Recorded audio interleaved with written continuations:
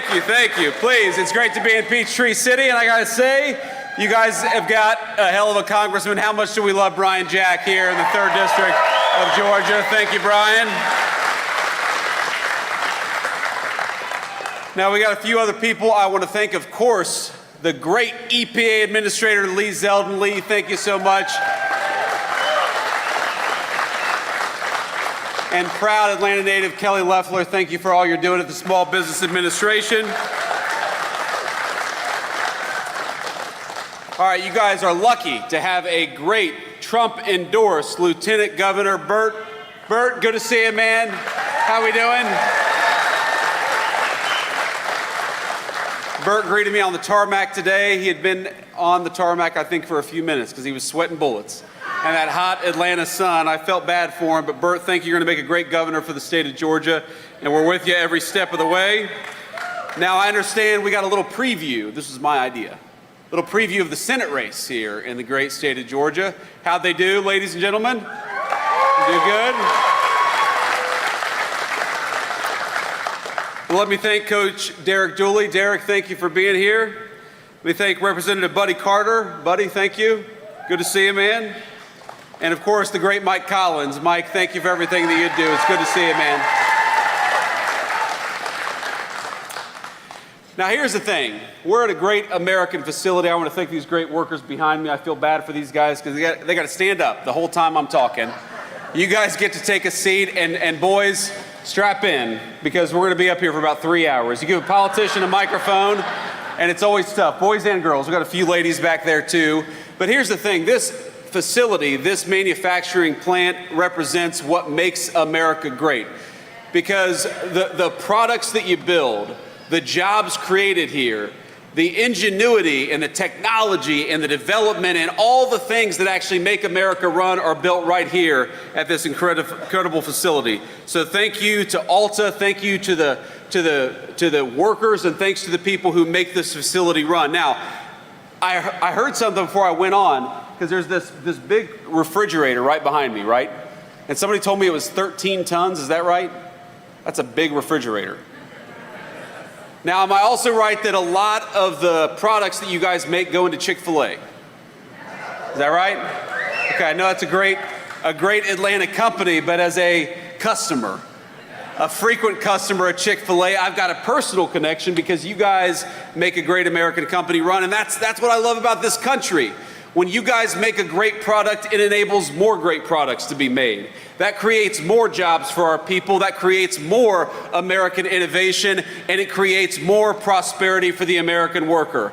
And I'm here, of course, as a representative of the President of the United States that has done more for the prosperity of the American worker than any president in a generation. So can we give it up for President Donald J. Trump, because I know he's watching.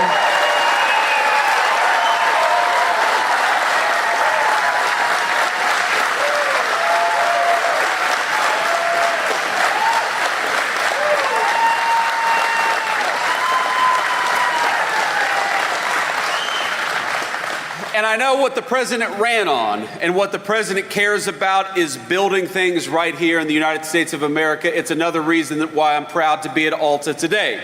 Because for a generation in this country, we had American presidents and American political leaders, and let's be honest, folks, it wasn't just Democrats, it was Democrats and Republicans who would ship our jobs overseas, close our factory doors, and do not a damn thing for the American worker.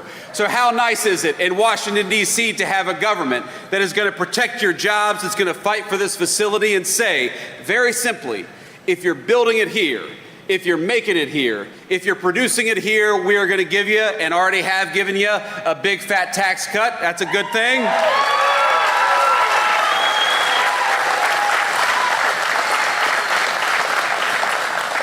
But if you make it overseas, if you try to do something with a foreign worker as opposed to an American worker, if you try to ship our great American jobs and great American factories overseas, then you are going to pay a big fat tariff before you bring that crap back into the United States of America.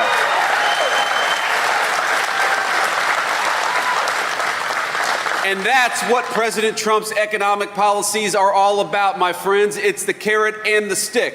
We want to make it easier to build in America. We want to make it harder to build overseas.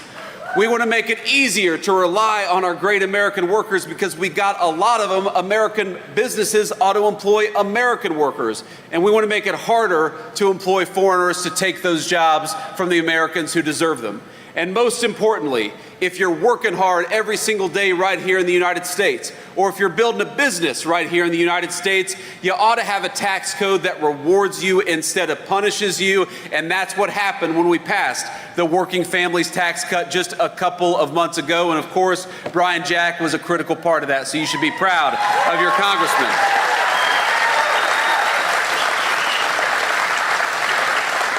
Now, what does this law mean for you? What this law means for you is that your take-home pay is going to go up over $10,000 over the next few years. What that means is that if you're working an hour of overtime, the federal government is going to keep its money the hell out of your pocket. Because if you're working hard, the government ought to leave you alone. Ain't that the truth?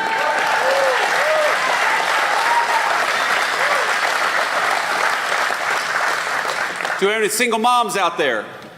Any single dads, any people who work hard every single day? I had a single mom, and for a time my mom worked at a restaurant. She waited tables, like a lot of folks out there. And you know what we did in this new law? We said that if you're working hard and you're making your income via tips, we are not going to tax tips anymore because we want to give everybody out there that's working hard for those tips a little bit of relief.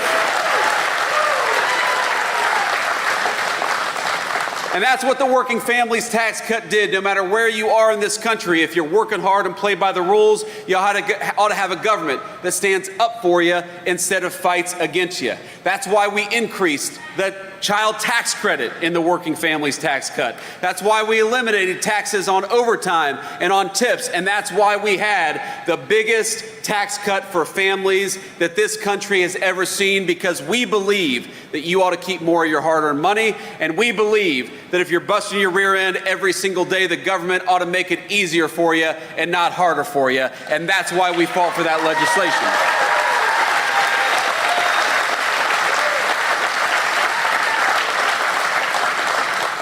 Now, I am just a vice president. I'm just a lowly politician, but I'm going to try my hand at prophecy today, ladies and gentlemen, because I see the future of the state of Georgia, and in about a year, you are not going to be able to turn on the television without Senator John Ossoff pretending that he supported the Working Families Tax Cut when in reality, he voted against it.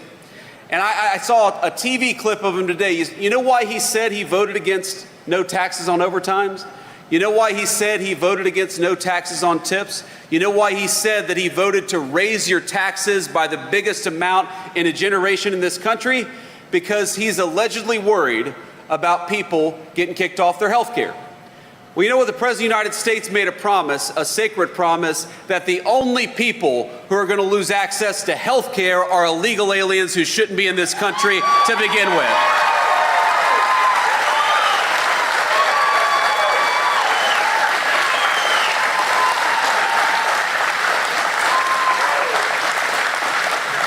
Because I happen to believe that Medicaid belongs to American workers and American families. I happen to believe that when you are struggling in this country, we're generous people and we want to help you. But we want to help the people who have the legal right to be in the United States of America. So it's not about kicking people off of health care. It's about kicking illegal aliens the hell out of this country so that we can preserve health care for the American families who need it.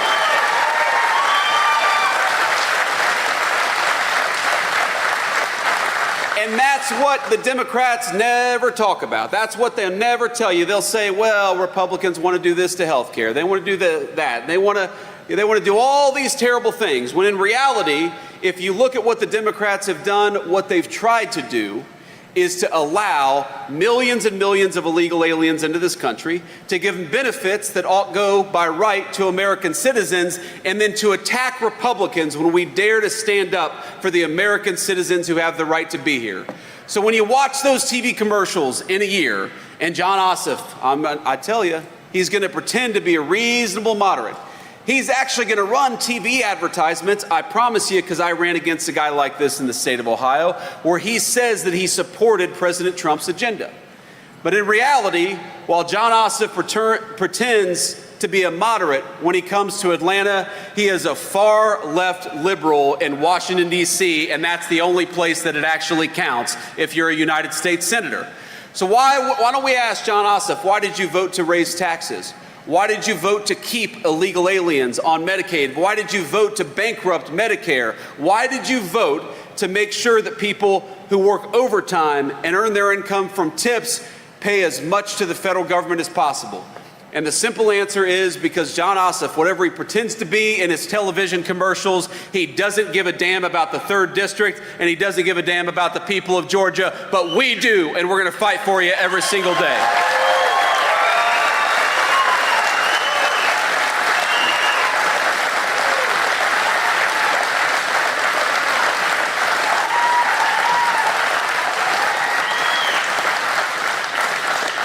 Let me just leave you, my friends, with a final thought. I want to thank you all for being out here, and again, thank the folks behind me, the great workers of this facility. And I'll take a few questions. Should I take a few questions from the media? Okay, I'll do that. So we'll take a few questions from our great reporters, hopefully some local reporters back there, but I'm sure some national fake news as well. But, you know, I went to Union Station in Washington, D.C. yesterday. Anybody here ever been to Union Station? Okay. It's a beautiful, beautiful building, really a monument to American greatness. I was walking around, I was looking up at it, these beautiful high ceilings. It looks like something out of a fairy tale. And I remember that 2 years ago, when I took my kids to Washington, D.C.'s Union Station, I actually had a crazy person screaming at my 3-year-old kid. Because for some reason, and I never understood this, American leaders decided it was compassionate to allow people to fester on the streets, yelling at our young families instead of giving them the medical care that they need and getting them off the streets, which, by the way, makes it easier for us to all enjoy these great public spaces in our country. And I haven't been to Atlanta in a little while, at least now with the Secret Service detail. I haven't walked around Atlanta in a little while, but I bet that as great as Atlanta is, and as beautiful of an American city as it is, there are places in Atlanta where you wouldn't take your family today. Is that correct? Just like in Washington, D.C., the national capital of the greatest nation in the history of the world, there are no-go zones where you would not take a young family or you would not take young children. And that's true, I'm sure, all across the state of Georgia, all across our country, because our leaders decided that they would make our streets safe for criminals instead of safe for the people who pay our taxes and keep our communities going. And I think that of all the things that I'm most proud of the president, the thing that I'm most proud about is that he finally put the government to work for the people who actually make this country function and run in the first place. We're cutting taxes for American taxpayers. We're securing the border. We've got 99% reduction in illegal border crossings in this country because we got a president who empowered Border Patrol to keep us safe.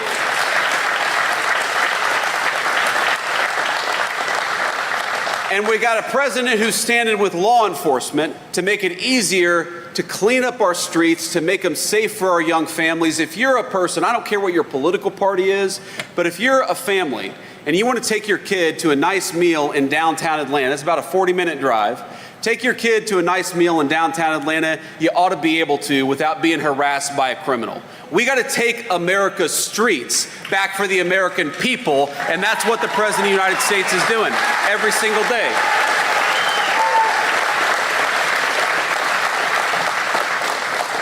And as a person who grew up in a family where we often struggled with money, you know, it is never the rich people that lack public safety in this country.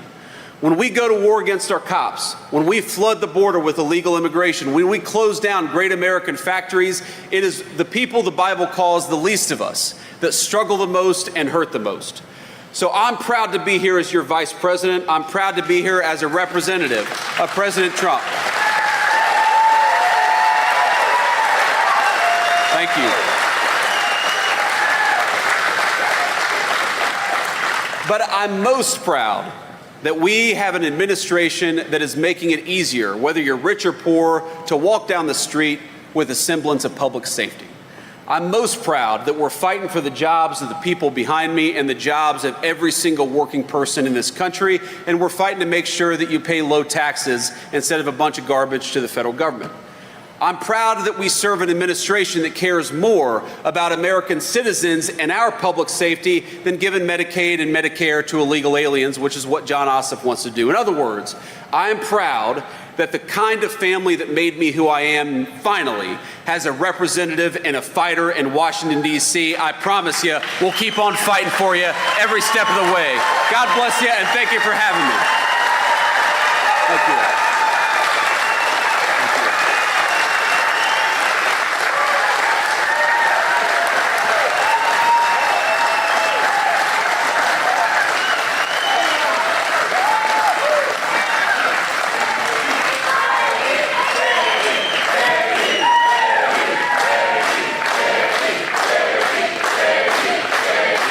Thank you all. Thank you. I don't think I'm going to get the same chant from the fake news media, do you? But we'll let them ask some questions anyway. Let's take a few questions back there from the rafters.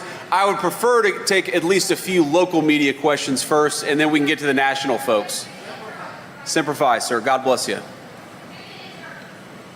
I think we have a microphone back there. If we could pass around. Sir, go ahead. Mr. Vice President, I'm Richard Elliott with WSB-TV here in Atlanta. You've heard the criticism from Democrats that making the Trump tax cuts permanent comes at a cost to Medicare, SNAP benefits, and other things like that. How would you answer some of those criticisms by the Democrats? Yeah, well, I appreciate that question. Look, there are a couple of responses to that criticism. First of all, the only people that we say should not get free government health care benefits are illegal aliens and those who refuse to try to even look for a job. It's very common sense. We want, and look, we are going to bankrupt this country if we keep on giving the people's benefits, the people's Medicare, Medicaid, and Social Security benefits to illegal aliens who have no legal right to be in this country and never paid into the system to begin with. That is never the design of those programs, is to give them to every person all over the world. They ought by right to belong to the American citizens who paid into those programs to begin with. And that's what we're fighting to make sure happens. And the second response I'd say to that is look, we did a lot in this legislation. Brian worked on it. The other representatives here worked very hard on this to make sure that a lot of our rural hospitals are struggling because of some of the policies of the Biden administration. So what we did is we put a lot of resources and a lot of changes in regulations to make it possible for our rural hospitals to stay open despite what the Biden administration did to them for 4 years. So our policy is very simple. Whether you're in a big city or a small town, we're going to fight for your access to health care. Whether you're an American citizen who's been here for 70 years or an American citizen who's been here for 2 years, we're going to fight for your access to a government that serves you. But if you're an illegal alien, you do not deserve government-paid health care benefits. You need to get out of our country, and that's as simple as that.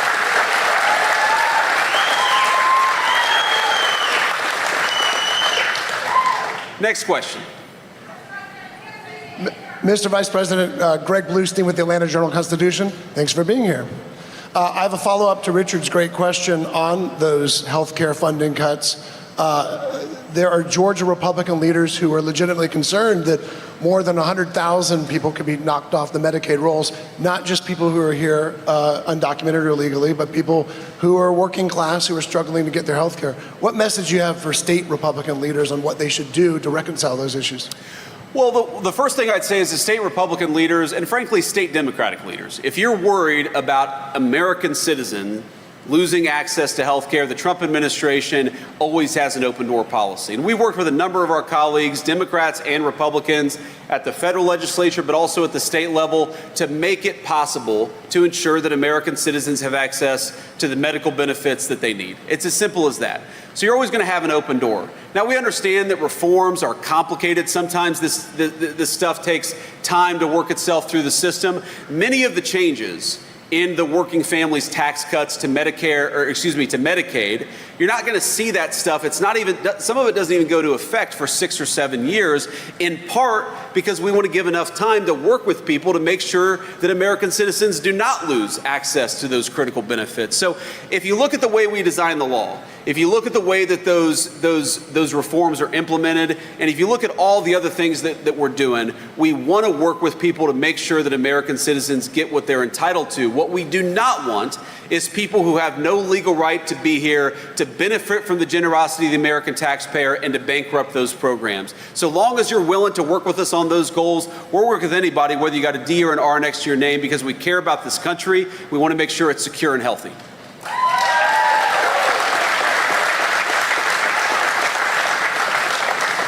Next question. We had a couple hands back here, but okay, we got a school back there. We do. Okay, well, let's get them a microphone. My name is Virgil Garrett. Thank you, Mr. Vice President. Of course, thank you. I'm here with the Central Educational Center, CCS-TV. The CEC is a college and career academy focused on training high school students to enter technical and trade industries. Can you tell us how the big, beautiful bill will impact us and our prospective jobs? And also, how is the administration focusing on schools like ours? So tell me, did you say your name was Virgil? Virgil, tell me a little bit more about your school. Central Educational Center, we have classes focusing on trade and other industries. We have audio, video, aviation, cosmetology, dentistry, and students have the option. Yeah. Okay, thank you. He asked me, Virgil, you asked me to comment on the school. I figured I should learn a little bit about it. I should learn a little bit about it before I commented on it, but I appreciate the clarification there. I mean, our proposal and our principle in the Trump administration is quite simple. We want Americans to be able to pursue their American dream. Whether that means going to a trade school or going to a 4-year education, going to the military, we want to give you as many options as possible. And what happened for a long time in this country is that you had both parties, both sets of leaders saying, no, no, no, no. The only pathway that we're going to fund, the only pathway we're going to help you with is if you want to get a 4-year degree. If you want to get a 4-year degree, great. But if you want to be a plumber or an electrician or a pipe fitter, your government ought to fight for you too. And that's exactly what we want to make happen.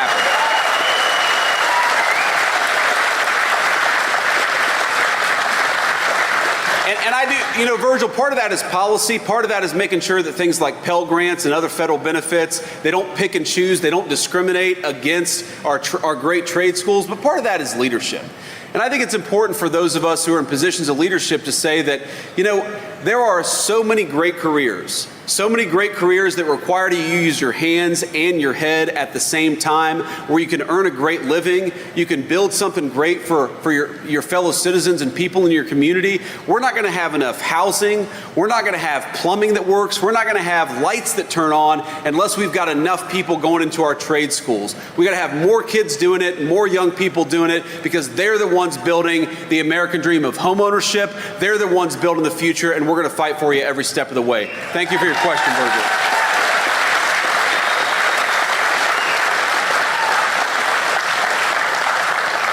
And let's do a few more questions here, then I'm going to have to hit the road. Sir. Where have we got a microphone? Vice President, Raul Bally, WABE Radio here in Atlanta. Wanted to ask you about something, your final topic on safety. Do you see the administration putting soldiers in the city of Atlanta?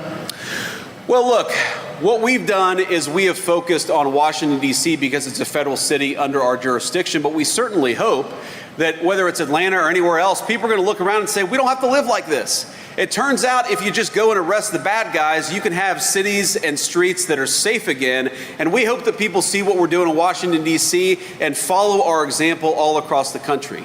I'm a big fan. Look, I grew up in a small town. I love our beautiful countryside and our rural areas, but I love our big cities too. And I want you to be able to go shopping or go and get a nice meal with your family without the fear that you're going to get mugged, or even worse, because you had the audacity to take your family out for a day in one of our great American cities. We don't have to live like this. All we need is politicians who actually care more about public safety for American citizens than they do for violent criminals. In Washington, D.C., in 10 days, 10 days of what Donald Trump has done in Washington, D.C., did you know armed robberies are down 55% in our nation's capital? It's amazing.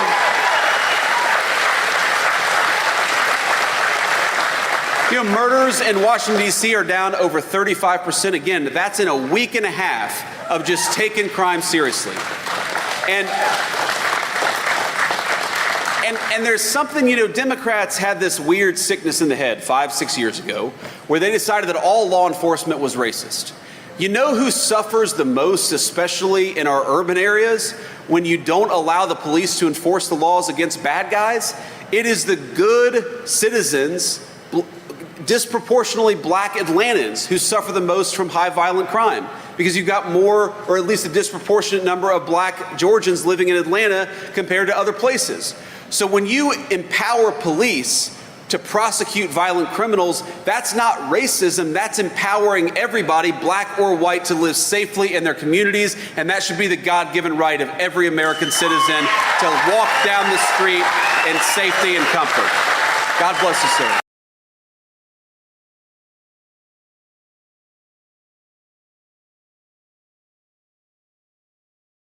Reardon with Atlanta News First. I know you're here to talk about business and manufacturing. I wanted to ask you about the spending bill's impact on individuals. There was a nonpartisan Congressional Budget Office report that came out last week showing that the bottom 10%, the poorest Americans, would lose about $1,200 a year on their income, while the top 10%, they would add about $13,000 annually to their income. Can you justify for those poorest Americans those differences? Well, first of all, the Congressional Budget Office, sometimes they put out reports that are absolutely atrocious, and I think this is a good example of a very atrocious report. The most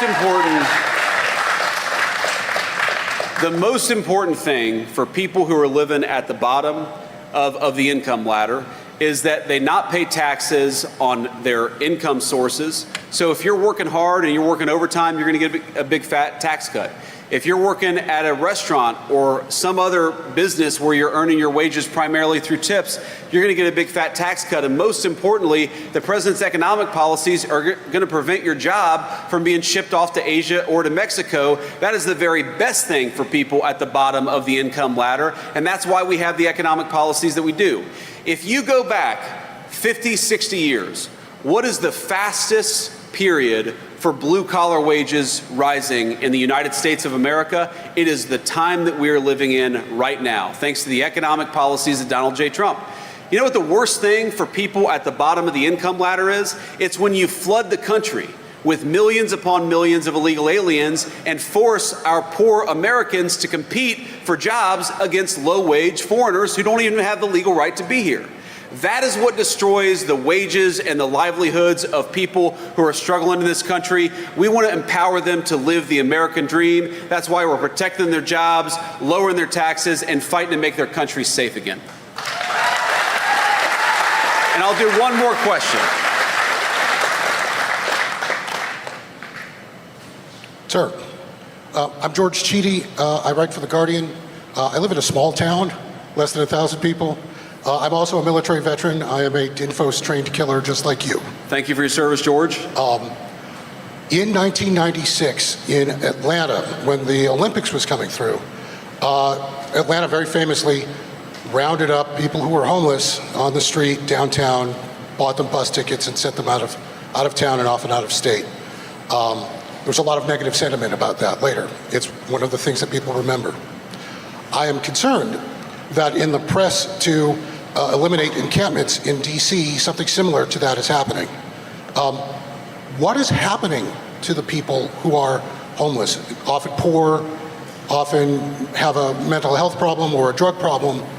Where are they actually going when these encampments are being broken? So first of all, George, I was 12 years old when the 1996 Summer Games happened in Atlanta, so I don't remember exactly the background there. I was worried about football and fishing and doing all the things that a 12-year-old in southwestern Ohio was worried about. But I think that the question betrays a certain misunderstanding of what we're trying to do and what is the nature of real compassion. I talked earlier about my son being harassed at Union Station a couple of years ago. Now, first, as a father, you have some vagrant screaming crazy stuff. I'm sure a lot of us have had this experience where you have some vagrant screaming crazy stuff at your 3-year-old. As a father, my first reaction is grab my son closer, make sure that he's safe. Okay, then you realize the person's not going to maybe run and charge and attack us. We'll just keep our distance. But then you think, wait a second. Why have we convinced ourselves that it's compassionate to allow a person who's obviously a schizophrenic or suffering from some other mental illness, why is it compassionate to let that person fester in the streets? You see them, you know, a lot of them have clear mental health issues. A lot of them have clear physical health issues. They're not properly clothed. They're not properly cared for. Some of them are wasting away. The compassionate thing is to have people who are having mental health crises, to get them in treatment, not to let them sit on the streets and yell at our people while they're walking by.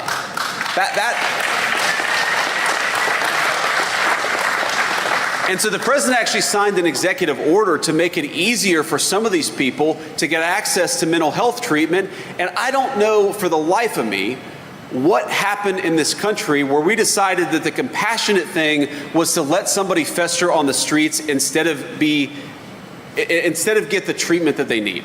It's very simple to me.